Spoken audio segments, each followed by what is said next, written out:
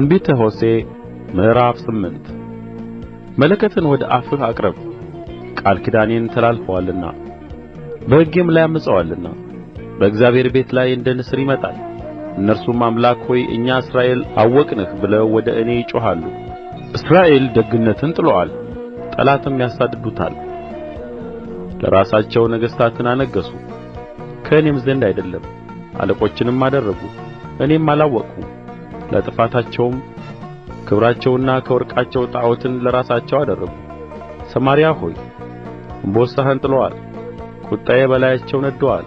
እስከ መቼ ድረስ ንጹሕ ሊሆኑ አይችሉም? ይህ ደግሞ ከእስራኤል ዘንድ ነው።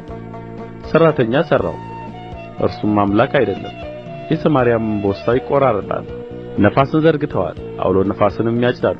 አገዳ የለውም፣ ከፍሬውም ዱቄት አይገኝም። ቢገኝም እንግዶች ይበሉታል። እስራኤል ተውጦአል፣ በአሕዛብም መካከል ዛሬ እንደ ረከሰ ዕቃ ሆኖአል።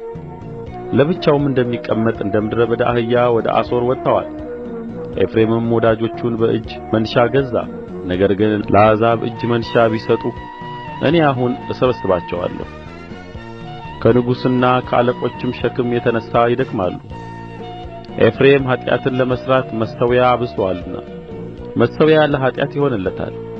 የሕጌን ብዛት ጽፌለታለሁ፣ እነርሱ ግን እንደ እንግዳ ነገር ቈጥረውታል። መሥዋዕቴን ያቀርባሉ፣ ሥጋንም ያርዳሉ ይበላሉ። እግዚአብሔር ግን አይቀበላቸውም።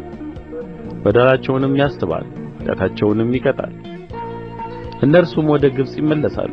እስራኤል ፈጣሪውን ረስቶአል፣ መስገጃዎችንም ሠርቶአል። ይሁዳም የተመሸጉትን ከተሞች አብዝቶአል። እኔ ግን በከተሞች ላይ እሳትን እሰድዳለሁ፣ አዳራሾችንም ትበላለች።